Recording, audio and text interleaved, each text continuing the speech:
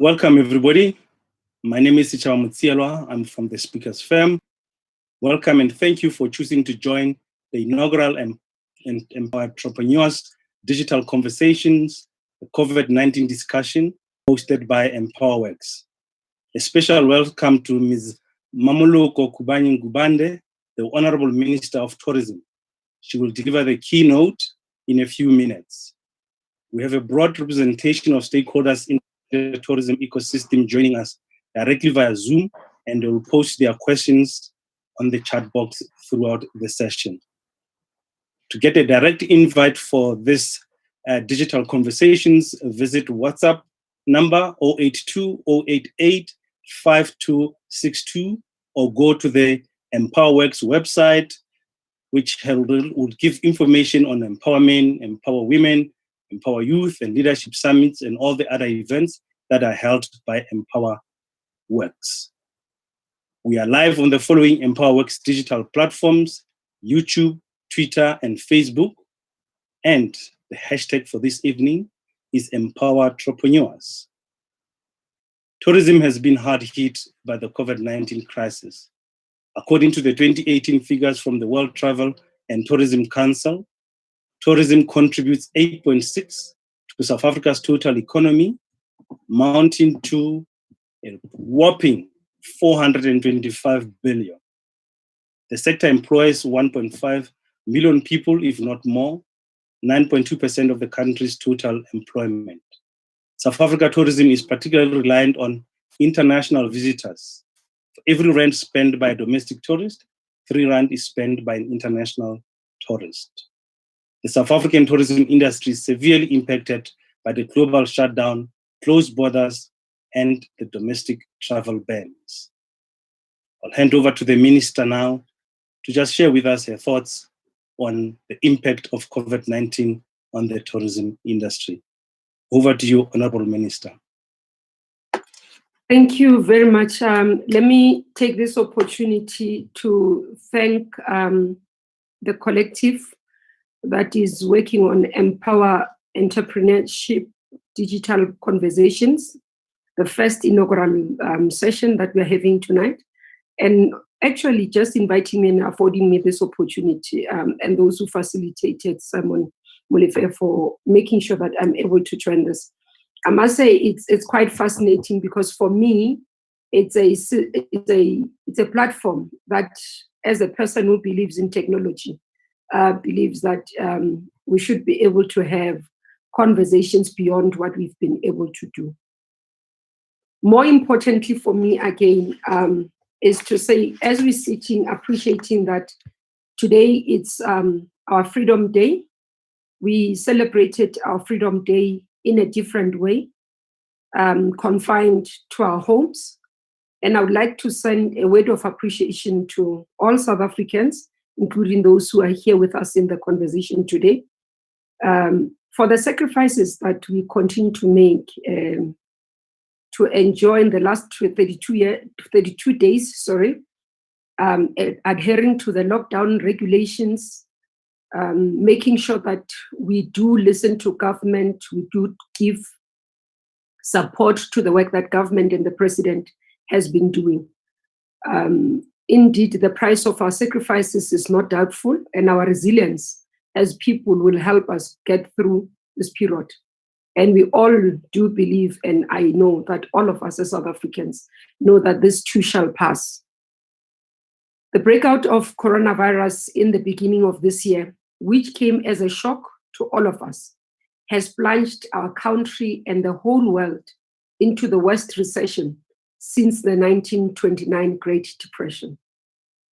Every sector of the economy has been negatively affected, and travel and tourism sector in particular has been the worst hit.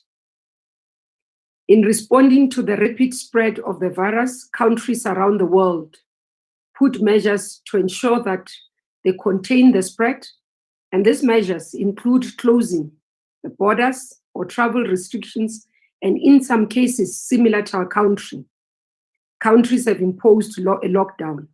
This means that supply and the demand side of the tourism has temporarily collapsed, and as a result of these measures, is that tourism has literally ground to a halt. Before the breakout of COVID-19, the pandemic itself, as it's called, the South African economy was already in a precocious position. Our economy had not been growing. You'd know that many times we had even projected particular percentages of growth. We've fallen short of those. And sometimes as a result, our debt to GDP was growing and continues to grow. Our budget deficit widening, and SARS consistently missing the revenue targets in terms of collection. This means that the pandemic found our economy in a very, very vulnerable state compared to many other countries. Meanwhile, in the past 10 years, the tourism sector has been growing faster than any other sector. In South Africa was amongst the best performing sectors in our economy, especially the tourism. It was performing better than any others in terms of employment of people and also contribution to GDP. The number of international arrivals grew from 8.1 million in 2011 to 10.2 million in 2019. Tourism directly contributed almost around 130.2 billion, which is 2.7% to GDP in 2018, and an estimated 145.3 billion, which is 2.9% of the GDP in 2019. So we saw a growth. A total of 739,000 individuals were directly employed in the tourism sector in 2018, which means that around 4.5% of the total workforce worked in the tourism sector. However,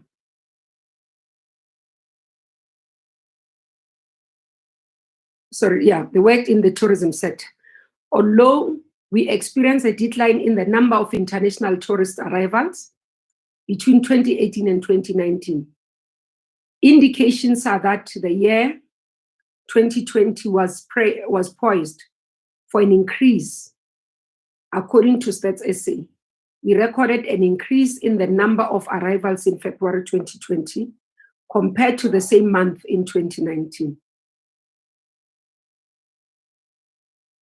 My apologies, I need to switch off our international conferencing that has just started with government facilities. Somebody has just remotely switched it on. My apologies for that.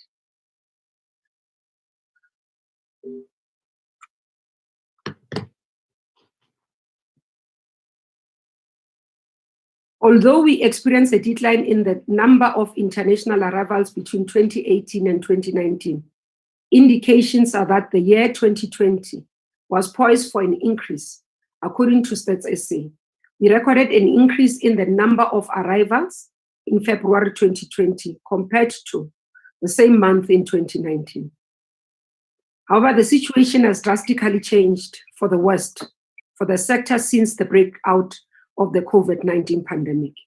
We are no longer receiving any international arrivals, and it is uncertain when people around the world will start traveling again. Restaurants have been closed, and many are facing permanent closure. The South African Vehicle Rental and Leasing Association, which represents vehicle rentals and leasing, comprises that leasing companies that operate about 65,000 vehicles across the country, reported that subsector has seen a drastic contraction in demand due to inbound tourism, and in all local travel tourism activities declined. Contraction in the rental business thus far is estimated to be about 80 to 90%. So this is what we need to be cognizant of. These are the jobs, these are the businesses that are affected in the tourism sector.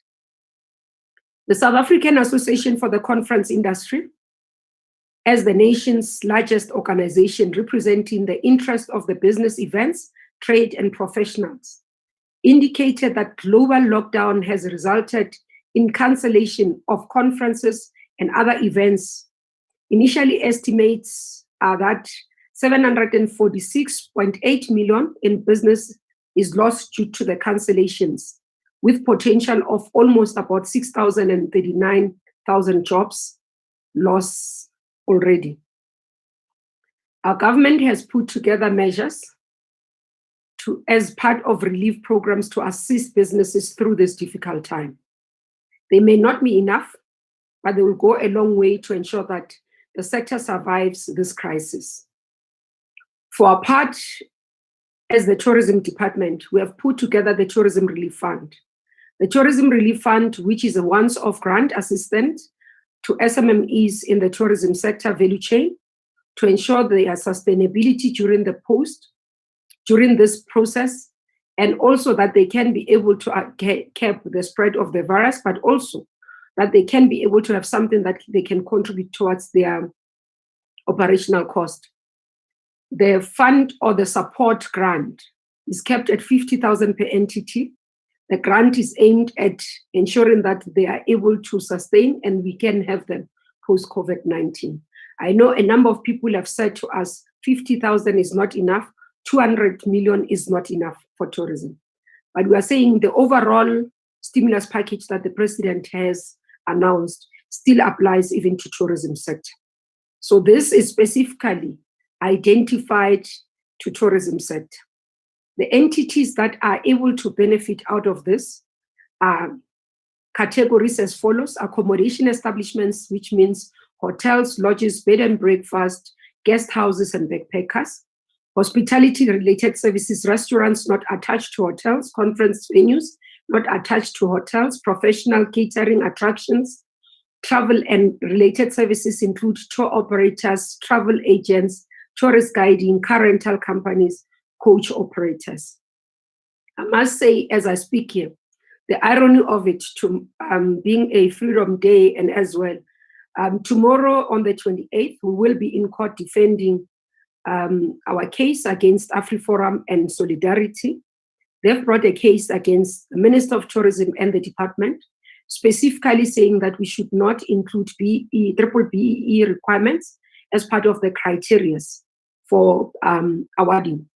And unfortunately, the minister cannot just decide alone to say, I'm not going to include this criteria. As per BEE Act, Section 10 indicates that the minister is obligated. So it says that, if I may to quote it, it says any organ of state, when giving grants or any financial support for economic activity, they are obligated to implementing it according to BEE codes. We are defending the case and we'll hear from the courts tomorrow to assist us to clear the matter, as it can be the minister that decides when and when not to implement the laws and the policies of the country. In his address on the 24th of April, President Cyril Ramaphosa announced the adoption of a risk-adjusted strategy in opening up our economy. As the risk of the virus spread gradually reduces, the country will also gradually move towards level 1. The tourism sector will begin to experience significant operations at level 2 of the risk-adjusted strategy, as per what has been communicated. We know that this has not been finalized, and submissions are being made, and closing date was today at 10 o'clock. But current proposal is that we will be active fully as the tourism sector from level 2 extensively. Similar to all other sectors of the economy, the tourism sector is also experiencing technological transformation. And this crisis helped to accelerate the transformation of all of us, how we do work. Now, this will definitely impact us. And I say this as I started, I was joking with the colleagues who are arranging this to say, we will be affected by the advancement of us moving to digital platforms. For example, what we call my sector in tourism. This is your meetings, incentives, conventions, exhibitions that has ordinarily been held physically are likely to collapse or partially see the supply side of this market collapsing, because the lockdown and travel restriction globally and domestically has pushed companies and organizations and individuals to adopting on online video and audio conferencing. technologies such as this one, Zoom and Microsoft Meetings, to conduct their meetings. From now hence, we are likely to see the rise of virtual meetings, conferences, exhibitions, and conventions. This will have an immediate negative impact on the supply side of the travel, accommodation, food, and other activities, because less people will be traveling for these conferences. Before this crisis, we had launched a campaign called Stay a Night. This campaign was aimed at business travelers who came to our shores to encourage them to stay an extra night or more before they go back home. As meetings and business events became more and more virtual, our campaign will become irrelevant. All of us have to appreciate that travel and tourism will never be the same. It has changed and it is changing. However, the beautiful places we still have will be there post-COVID-19 pandemic. The people that have been a cornerstone and the pillar of our tourism sector, who have always made sure that the visitors feel welcomed and enjoy their stay, remain here, but are affected because many of them today do not know where their next income is going to come. We are therefore confident that when we work together, as we started with within the portfolio, looking at the recovery of our sector, we do believe that we will be able to bring hope to many of the people that currently feel hopelessness. We are therefore confident that the tourism sector will recover, but the provision of certain tourism services will be affected forever. Some changes might be temporarily until the world discovers a vaccine. In the meantime, entrepreneurs in the sector have to grapple with some of the questions, which include: how will tour guiding look like in the time of social distancing? Will group tours still be viable in the time of social distancing? If they are, in what form they will take? What form of events will we have, big or small, take? Especially taking into consideration that we have to observe social distancing. But natural people are going to feel uncomfortable to have people coming closer to them. What kind of procedures and actions will business owners need to perform to instill confidence in travelers that the accommodation facilities are safe? Should restaurants that don't take away and deliver start revising their business models? Or will definitely be able to go back and sit in the restaurants and eat comfortably without having a doubt or a worry that I could be infected or I can have a pandemic? If this pandemic persists for longer, is it possible that we could start seeing people adopting virtual reality as a way of visiting places? We are confident that tourism will return to full operation. And with this, we've started the work. I've assigned the CEO of South African Tourism to look at starting to engage with various sectors in looking at what we can do and what needs to be done to be able to recover as tourism sector.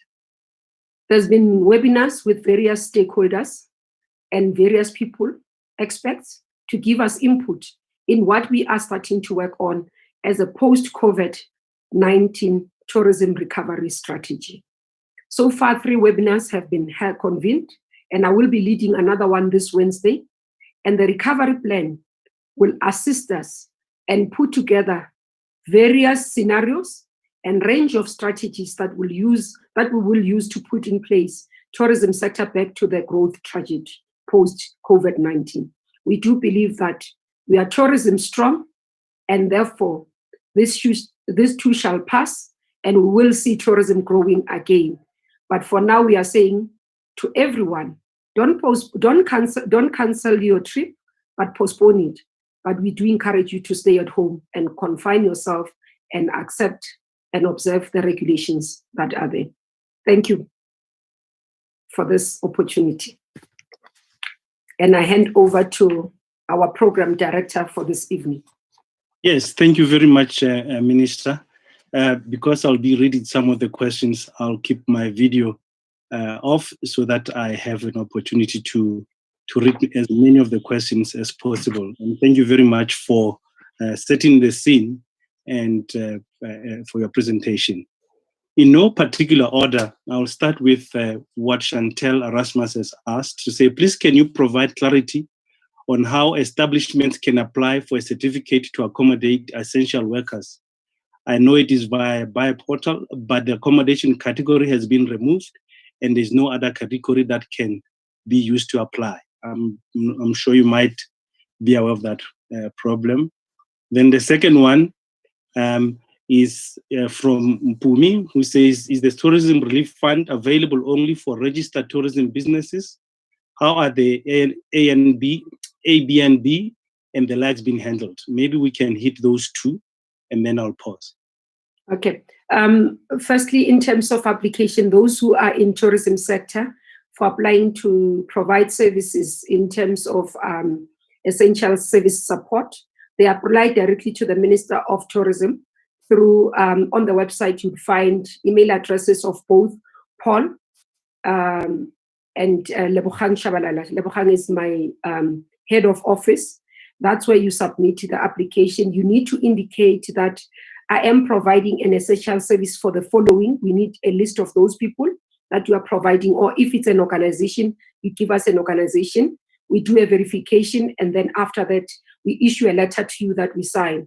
And the police and everybody else who are in the law enforcement agencies recognizes this.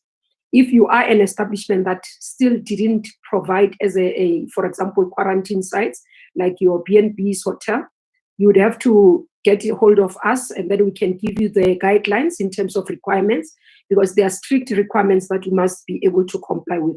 There will be a team that comes to assess if you are wanting to be a quarantine site that is led by health to do that assessment, and after that you'll be given a certificate to operate. On the second one, in terms of the criteria, currently we do not provide for non-registered applicants. We have started because we thought that we'll do it in various phases. First phase with the application of the 200 million, we were still looking at finance, applying for more resources to look at various categories that we have not been. It's not only the Airbnbs that have raised concerns in terms of not being included, but also we have received the freelance tour operators, tour guides that are raising concerns that the current facility does not accommodate them. So this is the first phase that has been approved in terms of the criteria. When we move forward in terms of other assistance that we're putting together, we will be able to consider various mechanisms as well. Okay, thank you so much, Minister. Lex Fordes says, good evening all, and thank you, Madam Minister. If I may ask, when will it be safe for the hospitality and casino sector to open its doors, as opinions are between level 1 and 3 only? Also, this sector is still under lockdown. Can UIF be placed an emphasis on our sector, as it does contribute, but not being sustained in this survival mode? Maybe let me it's a long one, if you can just tackle that, Minister. Okay, let me start with the UIF. What we have done as the tourism department, we approached Department of Labor, Minister Nkhensani. We then made an agreement that will have TBCSA as a platform for us to be able to get our applications as a sector to go through, because we believe this will be facilitated quite easily, faster. I have received a report, a status update on that. It's looking good. We've received quite a number of applications. So far, about 28,000 of the applicants have received their money. So I would encourage that it's less. If that, in terms of the UIF, you've not done, we can be able to assist through TBCSA. We've asked them to be sort of a coordinator for us in the sector so that we can track the applications and be able to follow them. So we've been able to assist quite a number of them to be able to get their UIF. Secondly, on the issue of when we can be able to come to operation, as I said, the current projections as per the levels, it says around level 2. When do we get to level 2? It depends with how the virus has been mentioned. You'd have listened to Prof. Karim when he mentioned that we still have to go to the peak. The concern a lot around the pandemic, especially in government right now, and those who are in the health sector is that we are approaching our winter, which is May, June, July, which is normally a high season where we have flu, and therefore that is likely to see the rise of the virus. It's only after that we'll be able to know that our peak has come and we are managing. When you look at international trends as well, you are able to estimate that once we get a peak, at least we can give about 3 months at least estimated to be able to see the changes. I'm not expecting, as a Minister of Tourism, I'm not really honestly to everyone expecting that we'll see international traveling this year. I've literally, in terms of our own scenarios and our work, we do not see any movement of international traveling. And that's why domestic tourism will be our fallback for this financial year as tourism. One of the professors, when we had our UNWTO meeting, said for tourism to see its full potential again, we need a vaccine to be in place. Thank you, Mr. Chairman. Yeah, thank you, Minister. The second question is from Goni Madiehe. Says, thanks, Minister. As you know, wine industry is now excluded on level 4, 5, and 4. What relief measures are put in place for the wine entrepreneurship, especially Black-owned? Secondly, any reason why online sales and exports are not being allowed? Do you want me to repeat that, Minister? Okay, let's just wait. I think I've lost a bit of...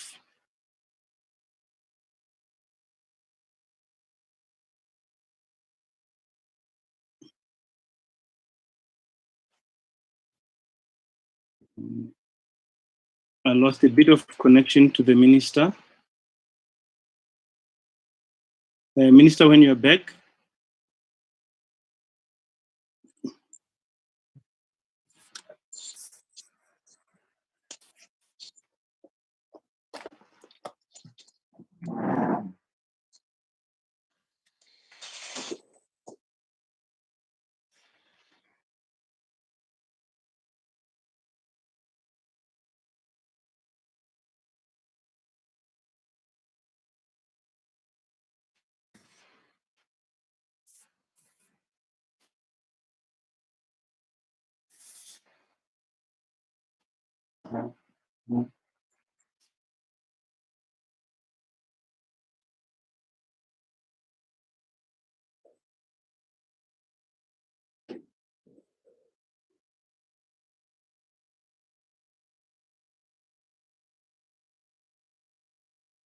Chaba, can you hear me?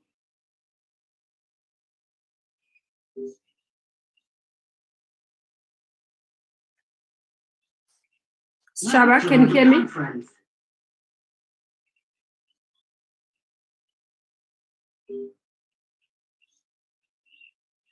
Hello?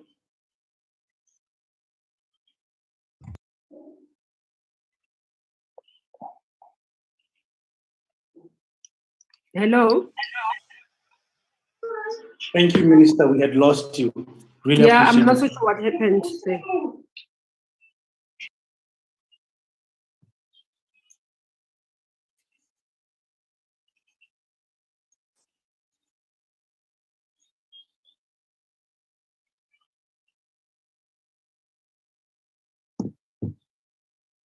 Hi, Chaba, can you hear me? Online sales and exports are not being allowed. Thanks. Sorry, can you hear me now? Yes, loud and clear, Minister. Okay, thanks. We were still on the issue of the wine industry. In terms of wine, they are regarded as part of the agriculture side, not specifically on the tourism side. Or in terms of tourism, would have there would be in terms of sale within our establishment, and the regulations that follows or that are being adhered to are the ones that relate to the sale of alcohol. That's the one that is now the prohibition and the restriction. In terms of trade, I will have to verify because I thought that they've been open in terms of exports and also for traveling. We can share that online just to share, verify what is there. I had not really, to be honest, paid attention to this. It's within Minister Titiza's ambit she would be the one that would have looked at what is there and how the sector would respond and what the needs of the sector would be in that one. Because the wines exports and the wine farming is under agriculture. Okay. Next one question, Minister, is will it be possible for you to engage with Minister of Transport to allow operators with tourist service permits to use their vehicles to be used as charter services for staff and scholar transport in the interim until the tourism industry is back on track? We could engage that. I don't think it's a problem. We've seen quite a lot of companies out of COVID-19, entrepreneurs becoming innovative, converting their businesses so that they can survive. So I don't see any challenges that. And I think I will take it up with Minister Mbalula and see how we can do that. And obviously, without, as you know, the public transport sector is quite volatile as long as we do not cause, what is it called? We do not cause more conflict in that area. But we'll engage with Minister Mbalula on it and perhaps maybe engage in future on the feedback, because we do have a database of those who hold the permits of tour operating. Minister, let me move on to the next one. The next one is from Mandla Sitole. Said, we deliver food to our customers who are guest houses, conference facilities, and company meetings. Some collect, some tourists sit down and eat. Do we qualify for the relief funding? I wouldn't be able to look at it fully in how it is. I'll have to receive the team will have to receive the application. If it's a registered company and it qualifies in terms of that, because if it's food provision, you'd still be able to qualify. So you'd have to submit the application for us to consider it. I don't see any reason why it shouldn't if it meets the criteria that we've set out. Thank you, Minister. Questions are more or less the same, but let's see how this one is different from it. Okay. Is it essential to be a graded guest house to claim for the tourism grant? My business is registered as a supplier of accommodation and my property has the necessary zoning, but I do not have a star grading. Yeah, it is necessary. I'm responsible for grading in the country, and therefore that's part of what we request as people who apply for grading. Maybe perhaps it will help. What is the reason why I forgot the name, who didn't apply for grading? Because what we need, as long as you have applied, we can be able to consider. But I'm more even interested, Sichaba, as part of feedback, to understand why would a person, knowing that we do grading as the country and as the department, they would not have done the application. And because, especially for previously disadvantaged communities, we even subsidize them for the payments. Many of them, almost 90% to 95% of their fees of grading gets paid by us. So I'm interested to know what has been the reason why the individual didn't, or the establishment didn't apply for grading. Thank you, Minister. Ian Harrison asks, is there any chance of having our business rates and taxes reduced during the lockdown?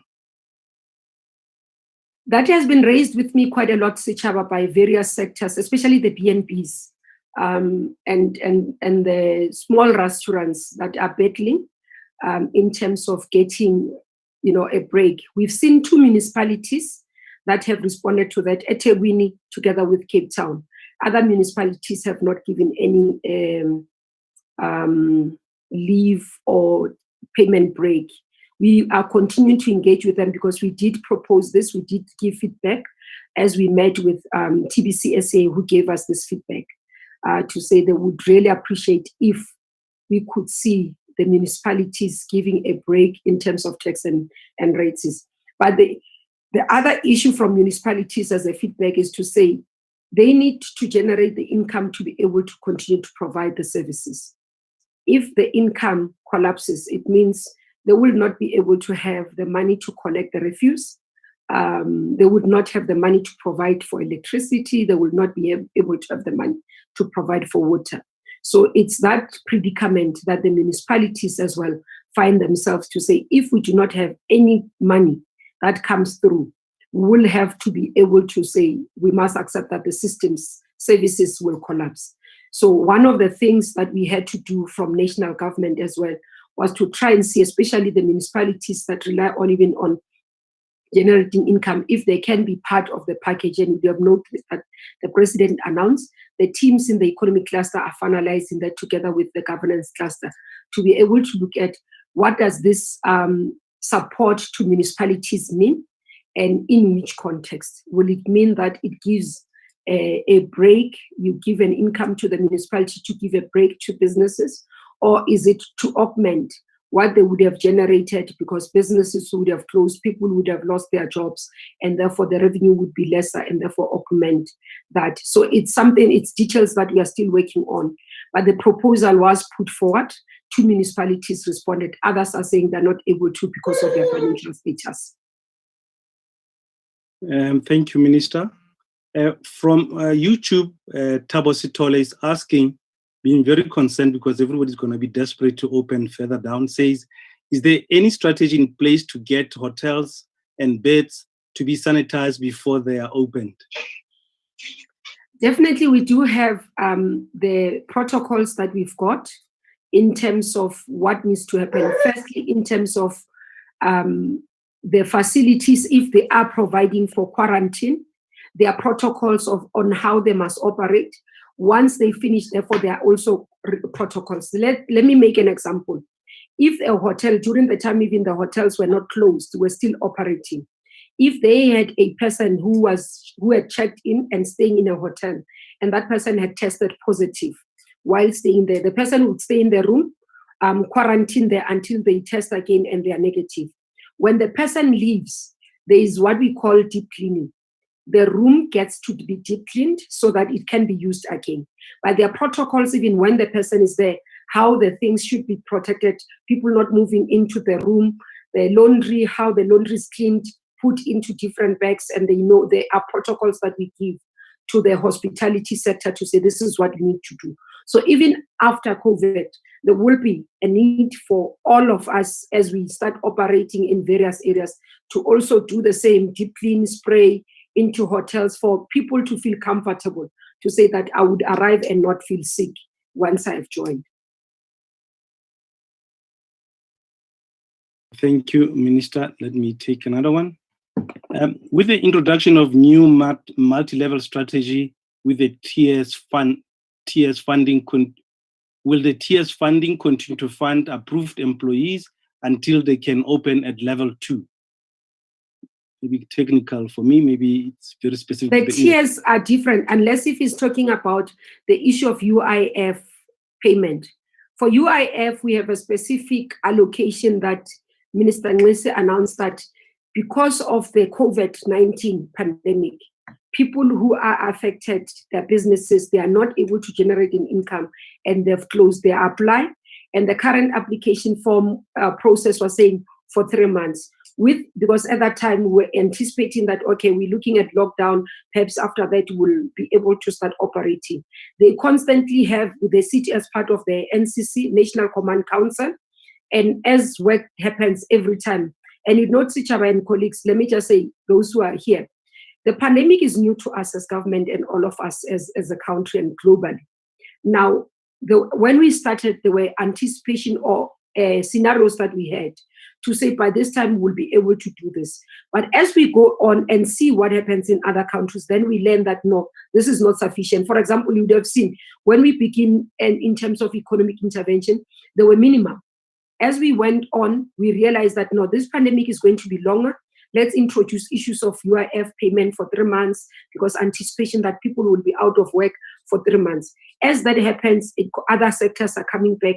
Those who are left obviously will have to go back, have a conversation with Minister Ngesi at Labour to say, okay, how do we further extend? Because they still fall within COVID. So we don't think it will be a problem. It's just a matter of Minister Ngesi announcing the extension and also the available funds that are available. set aside for COVID-19. It doesn't need to go to the tiers.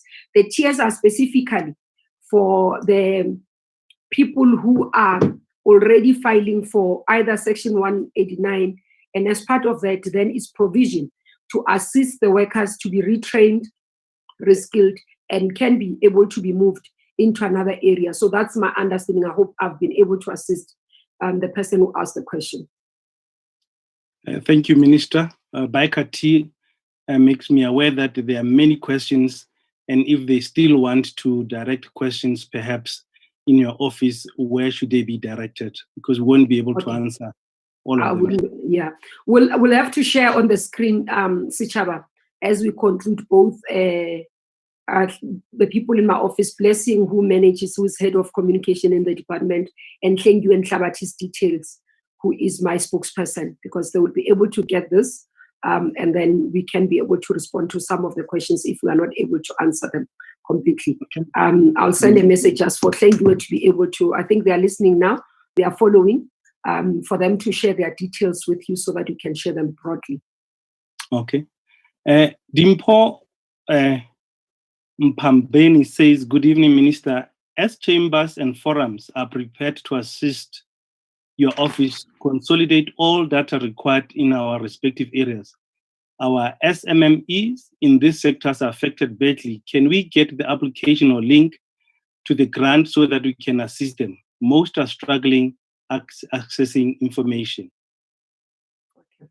Definitely we'll share that.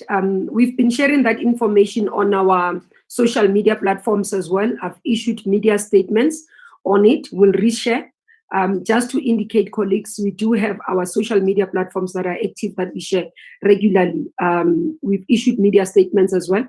We'll continue to share. There is a link where you can apply in terms of the issues. But also, I think what I like about organized groups, as HB, is that they are able to give us feedback.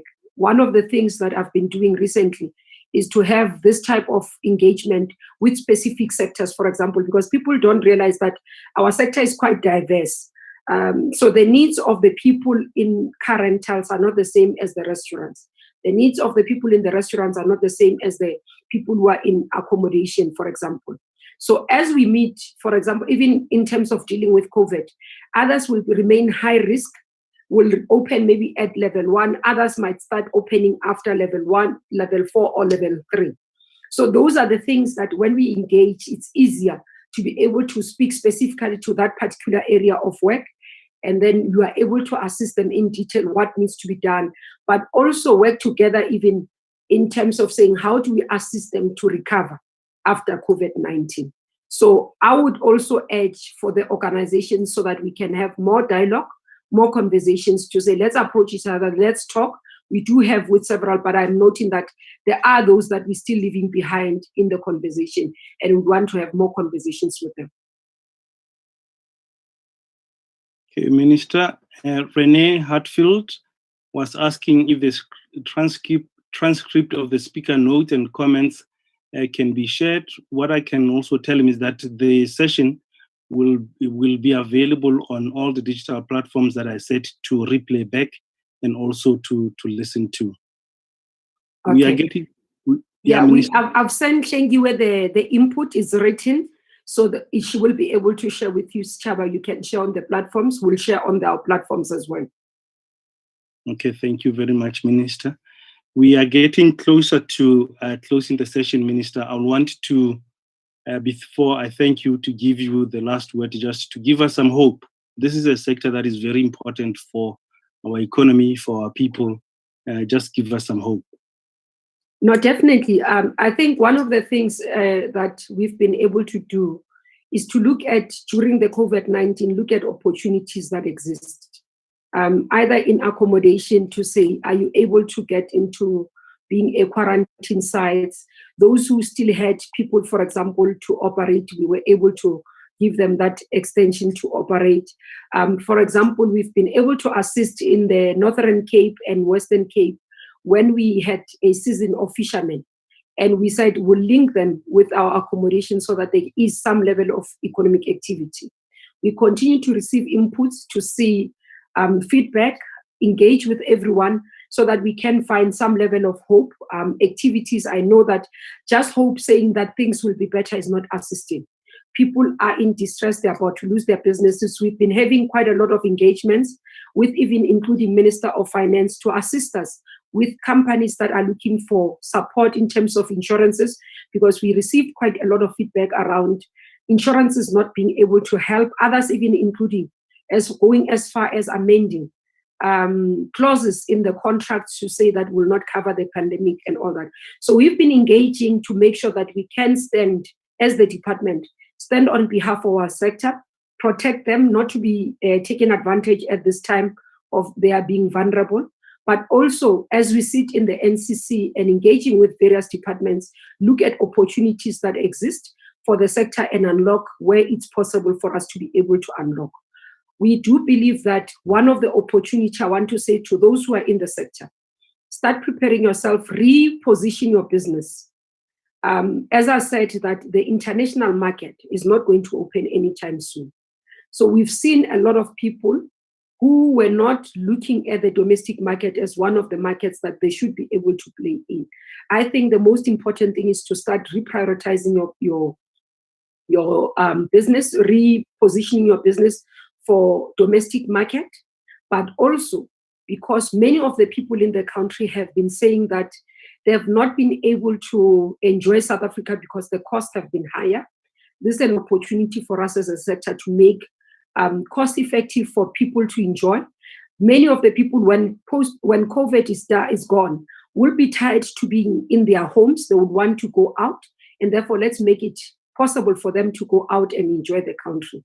Another issue that I say, it's important for us to always look at opportunities. What are the opportunities that can start? Do we have an opportunity to reset the button?